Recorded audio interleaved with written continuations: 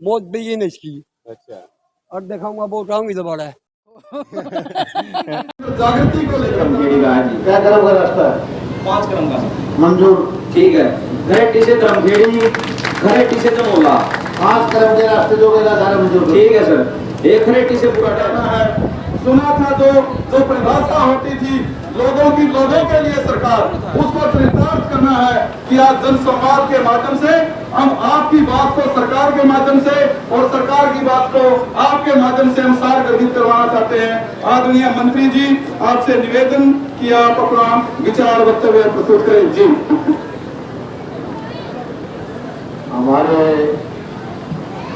जिला के प्रधान राजू मोर्शी, हमारे गांव के सरपंच साहब, मेरे साथ आए हुए एसडीएम साहब, सभी अधिकारी, पत्रकार साथियों, करेटी गांव की माताओं बहनों, बुजुर्गों और भाइयों, आज का कार्यक्रम जो है, जो आप लोगों के दरबार में आके आप लोगों से जो छोटी शिकायतें हैं आप लोगों की, उनकी दरखास्त लेकर के उनका समाधान करने का कार्यक्रम है। आज कोई भाषणबाजी का कार्यक्रम नहीं है।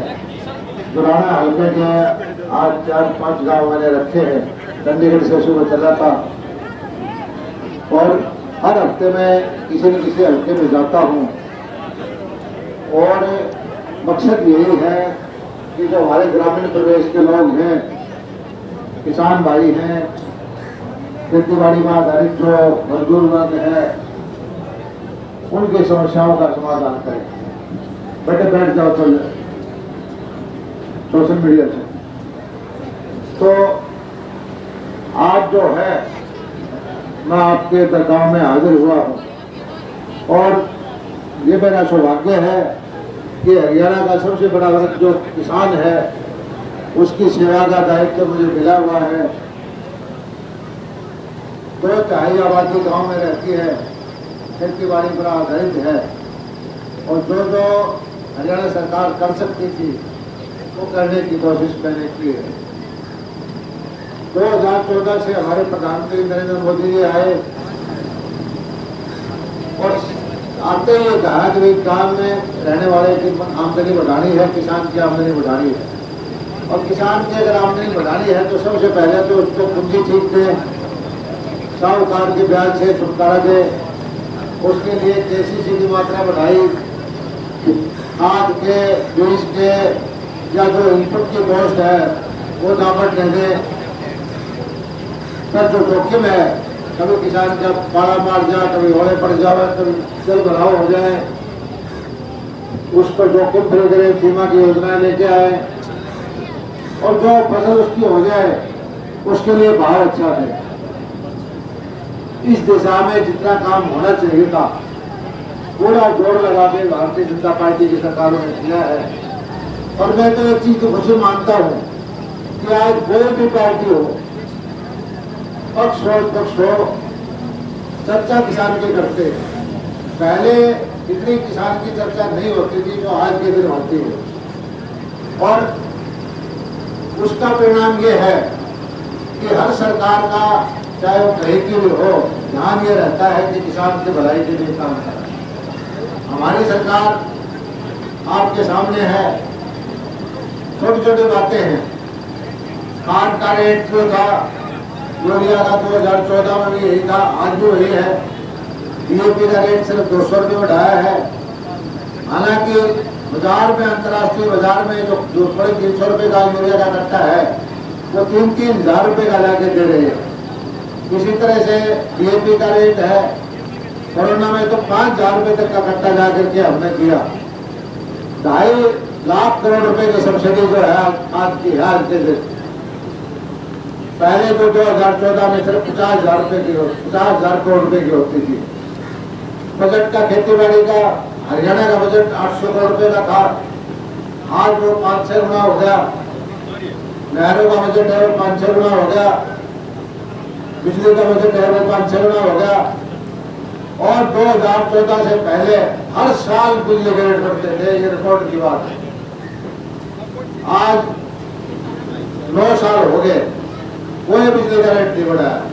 ट्यूबवेल का रेट काम मात्र है वो 200 रुपये 250 रुपये महीना। घरों में 20-22-24 घंटे बिजली दी। हरियाणा के 90% गाँव में अच्छी बिजली मिल रही है। चोरी रोक के होता क्या था कि पहले कुछ दबंग परिवार चोरी करते थे, गरीब आदमी को उसका बिल देना पड़ता था, तो उस प्रथा को रोकने की कोशिश की है। अभी आपके सामने भाव का देख लीजिए। कहने को तो कह देते हैं भाई कि पिछली सरकार में एक बार प्रचार आया था, एक फसल का भाव अच्छा हो गया था, उन्होंने प्रचार कर दिया कि जहाज में जीरी चलेगी। आज क्या भाव है जीरी का? 1509 का 3700-3800 बिकने लग रही है। मुझे खुशी है किसान को अच्छा भाव मिल रहा है। 1021 का भाव 4000 से ऊपर है। और जो MSP वाला है वो रेट भी हमने 60-70% बढ़ाया है। कपास का भाव कुदरती MSP से ऊपर है, 7500 रुपये बिकने लग रही है। बाजरा जिसने कोई पूछा नहीं करता, मुर्गी वाले भी, वो आज 2500 रुपये है।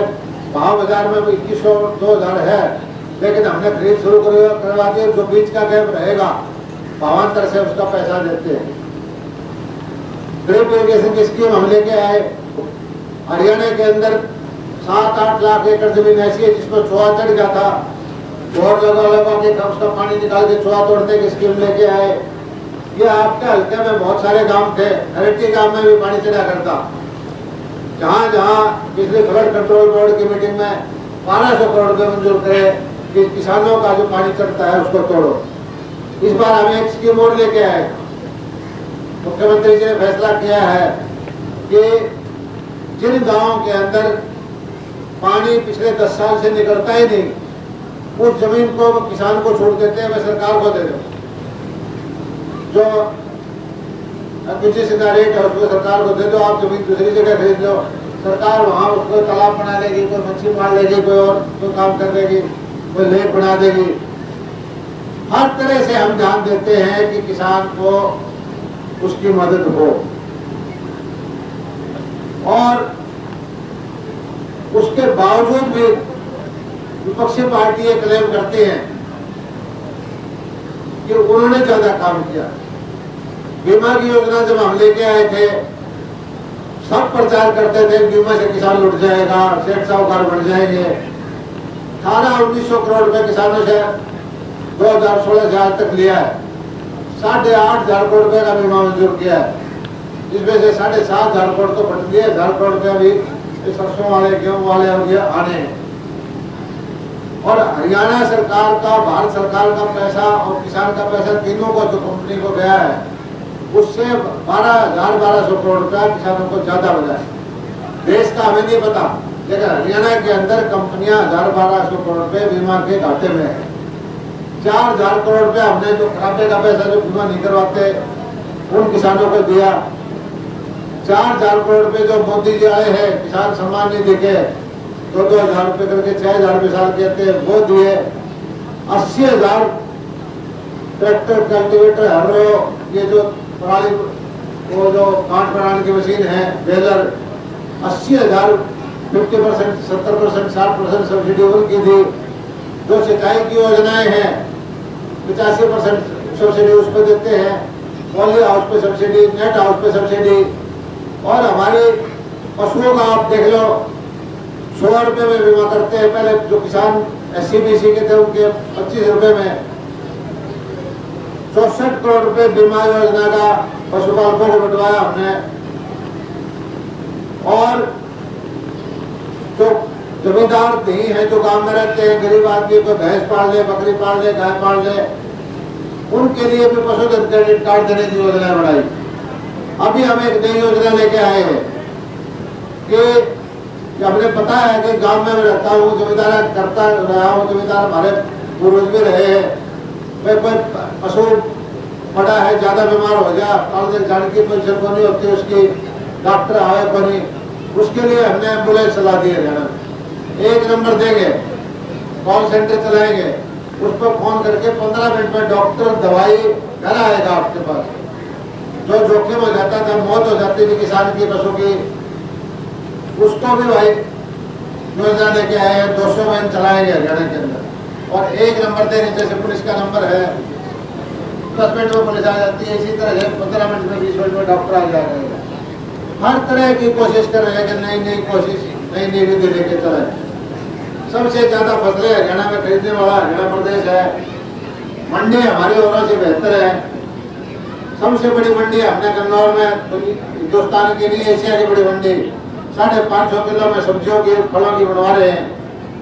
पिछले दिनों में जापान गया, वहां से 3,000 करोड़ रुपए लोन लेकर के 1% पर लोन देते हैं, जीता का लोन 30 साल के लिए।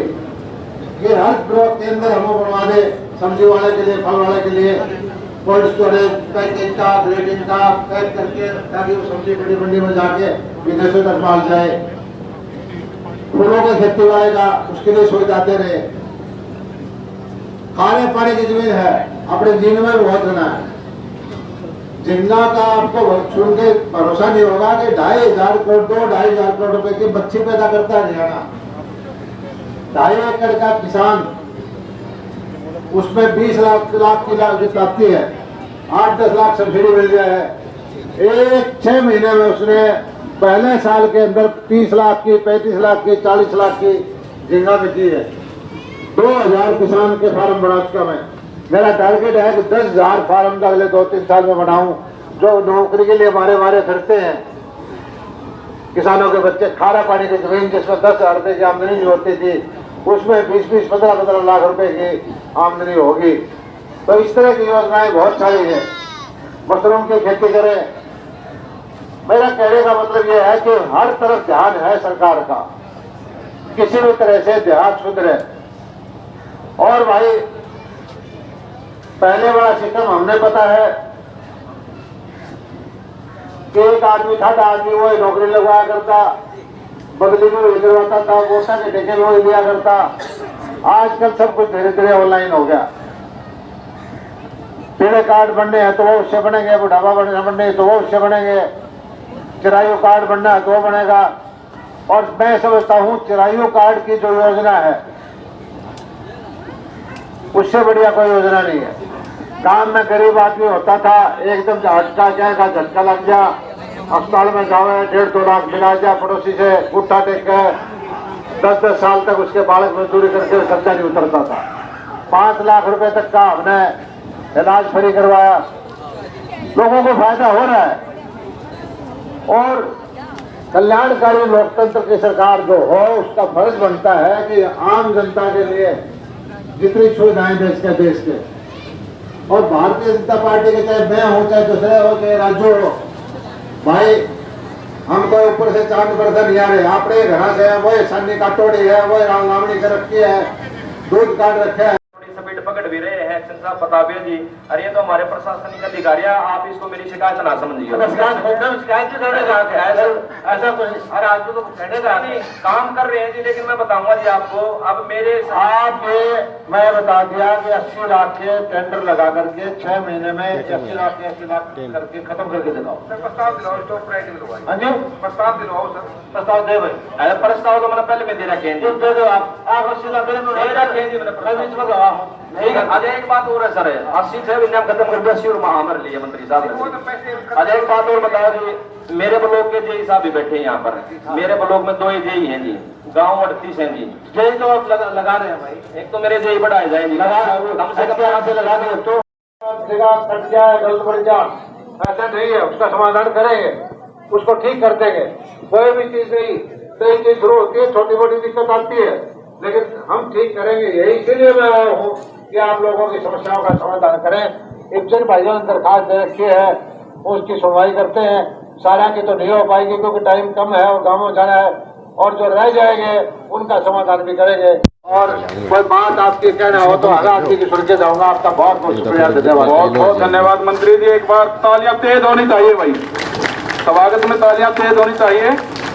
खेड़ा बख्ता का प्रोग्राम आ गया, जुलाना का पंचायत समिति का भी आ गया, गढ़वाली का भी आ गया। और निवेदन है कि गांव के सरपंच, हाँ जी, सरपंच शिक्षा देवी और सतीश, इनके जो सरपंच पति हैं, उनसे निवेदन है कि गांव की सामूहिक समस्या एक बार पहले आप मंत्री जी को दे दें जी।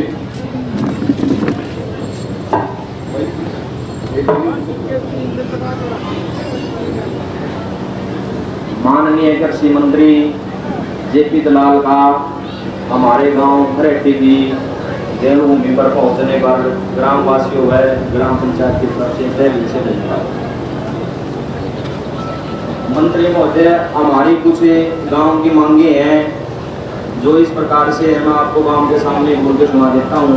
एक तो हमारी मांग है जी स्टेडियम की, जो गांव ने 7 एकड़ भूमि रिजर्व कर रखी है जी, और खंड विकास एवं पंचायत अधिकारी के द्वारा अपने जिला खेल अधिकारी को क्रमांक नंबर 3368 दिनांक 6/2 को भेज रखी है जी।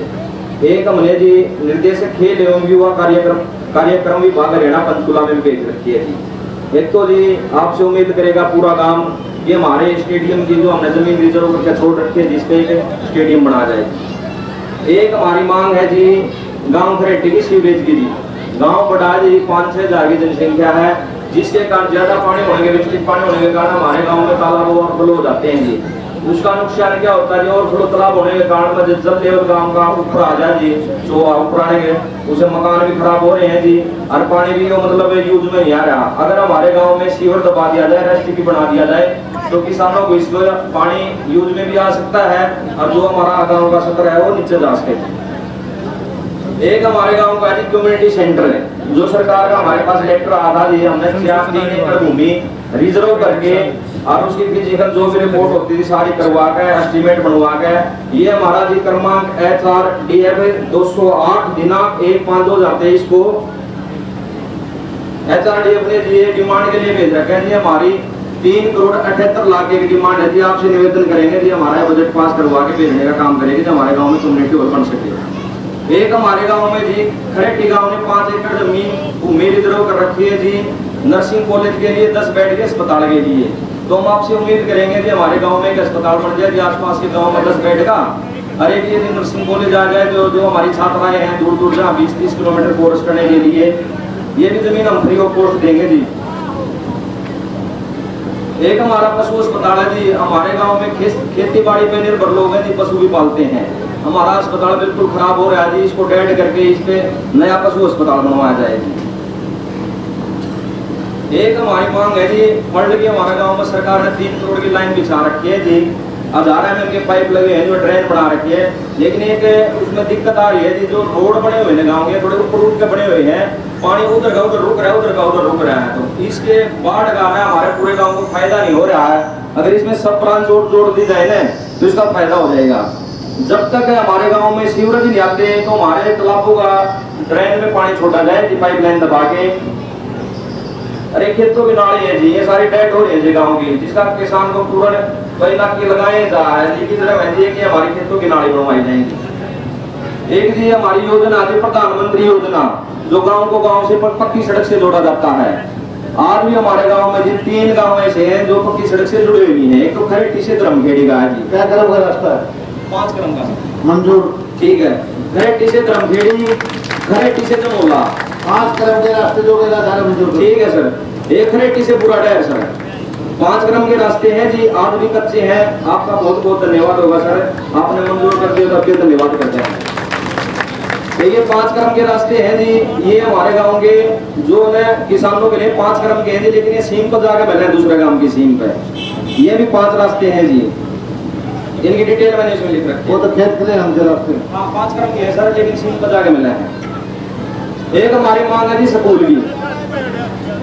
हमारा स्कूल काफी पुराना है जी, और गांव ने स्कूल में बहुत सहयोग कर रखा है, जमीन भी गांव वालों ने डोनेट कर रखी है। इसमें काफी हमारे बुजुर्गों ने उन टाइमों में जहाँ जिस टाइम पे पैसे बिल्कुल ही कम होते थे, गांव में कमरे बनवा गए। तो हम ये सब उम्मीद करेंगे आपसे जी, हमारे स्कूल को आगे बढ़ाए कि 10वीं क्लास का स्कूल है, इसको 10+2 का करवा दिया जाए। बच्चे तो डिटेल ले लीजिए, बच्चे चाहिए, बाकी में बच्चे करवा देंगे, बच्चे गाँव वाले थे। हाँ ठीक है सर। एक स्कूल का प्रांगण है ना जी, मतलब 10+2 का नहीं होता है, एक प्रांगण पक्का हो जाए जी। एक ई लाइब्रेरी की जो सरकार की स्कीम है वो आ जाए जी, वाईफाई आ जाए जी।